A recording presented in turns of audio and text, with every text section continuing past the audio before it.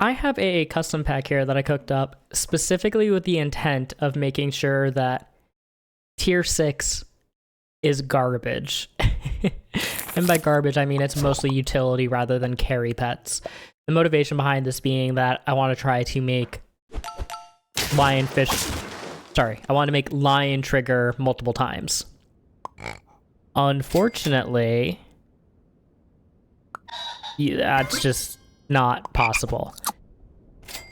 I was thinking that maybe if I use a basilisk, I'd be cheeky and get the trigger on the second lion by disabling the first, but obviously the first isn't going to work. So you still get just the one trigger. But this was a fun run that I got using a lot of the early momentum that I had for this pack setup. So we have frog in it in order to enable frog swaps. We have our usual strawberry shenanigans in order to allow for a lot of value because Shima, Pheasant, and Deer Lord are an incredibly strong synergistic pairing where you're able to just continually print stats because of the extra value from the temp strawberries getting +1/+1, because of the Shima giving you extra experience. It just works really well. Really well for getting a lot of temporary, converting a lot of temporary value into more permanent value. And this is including doing some clunky stuff. Like, I don't love this dove purchase. I bought it thinking that, hey, maybe I'll be able to end up using this if I sell out a pig and I can buy a Deer Lord, a Pheasant, or a Shima, then I should be able to get stats onto them from the dove. But dove almost never ends up working out. It's too awkward of a pet for a lot of these. The timing on it just needs to be really good. But effectively, every single strawberry, temp strawberry pilled is +2/+2, +1/+1 onto the Shima, and +1/+1 in terms of actual just strawberry value. It is so strong. Absolutely insane. And being able to get that extra experience sets you up really nicely for potentially doing a starfish pivot, because your Shima is going to naturally just get there. We're taking we're taking our first early loss that actually has a consequence to it. We're able to get rid of the dove finally and pull in a sea lion for some more meaningful scaling. Because we do want to make sure that we're running a full 4 squad. If we're having the Quetzalcoatlus in the pack with the Deer Lord eating him, like, you really want to have something to be getting those stats. It doesn't really matter what pet it is in particular, so long as it's doing something reasonable enough. We obviously don't want to pick up another, like, tier 1, tier 2. We already have plenty of those. I'm a little surprised that I went for the flounder here. But it is a lot of experience onto these guys, and the Shima's just gonna get extra experience too once we eat the flounder. We could have very reasonably went for the fire ant there, but I guess it would just be a lot of attack onto the Deer Lord. Or the sea lion, actually. Sea lion. The sea lion is very expendable.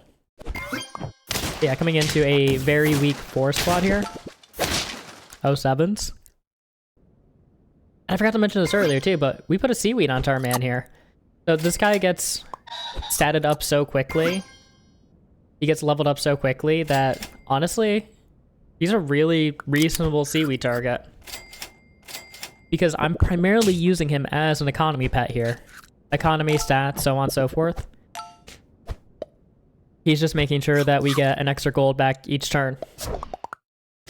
I'm so glad that they don't have him spawning level 2s and level 3s though, because oh my god, if this guy was giving us an extra, if he was giving us an extra 2 or 3 gold per level up, and we'd be able to sprint right to that level 3, my god. Be absolutely absurd. But now here's where the game plan is supposed to kick into overdrive here. We're really just looking for a lion at this point, because that was supposed to be the goal. But I don't even know how I'm necessarily going to pivot in a lion smoothly here. We don't have a way to swap stats over to it. And while it does get a lot of extra stats just for existing, plus 50% on a 6-6 is pretty bad. Pretty underwhelming. It gets up to a 9-9, assuming it doesn't get sniped. So instead we pull in the alpaca to hopefully be able to rush a higher level. And instead we're just finding a lot of really good pill targets here. Get a lot of chocolates going here. Our alpaca is suddenly a real unit.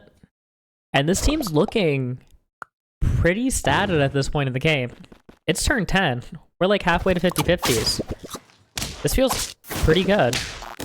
And this is a team that is very clearly looking to Compedo a guinea pig up. I don't know what they were hoping for there. But at this point I see, hey, we can just kill a level 2 mammoth here.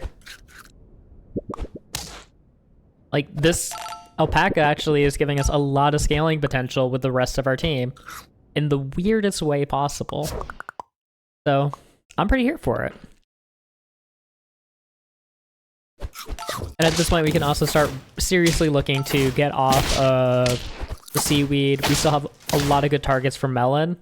So, I should start spending these chocolates and getting them out of my shop. And unfortunately, we are blessed with too much good fortune here.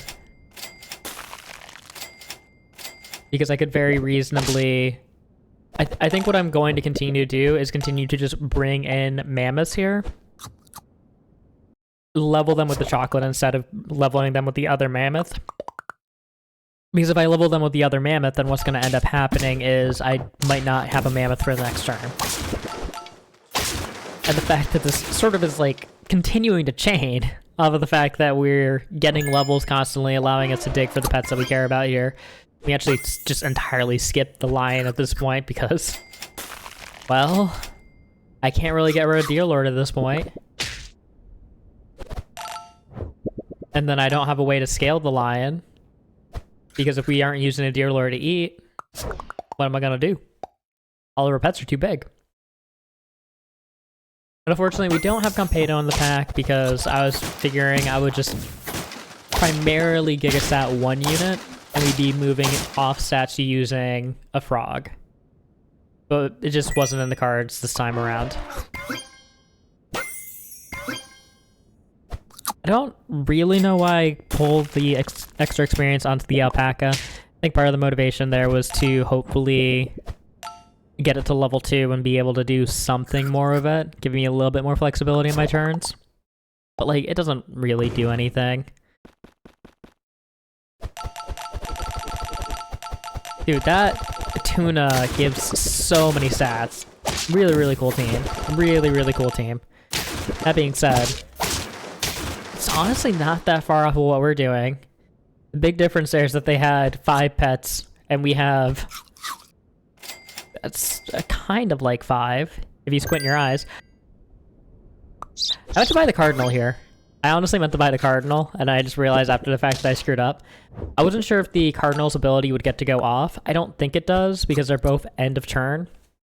But it would have been nice to get an extra melon in the shop for cheap. But we'll find one eventually. Get some really bad trades here. Ends up working out, and at this point, I really, really want a melon for this Shima in the front.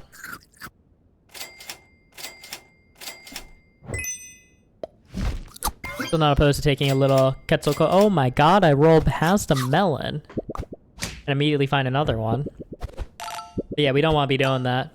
We definitely want all the melons that we can find. And by all the melons, I mean exactly the number that we have at this point. And we're pretty quickly approaching our power maximum, so we are really hoping to win out here. And we thankfully do. Pheasant and Shima might be a little strong. They might be a little strong. But in any case, hope you all enjoyed, and have a good one. Like and sub and all that good stuff. Bye!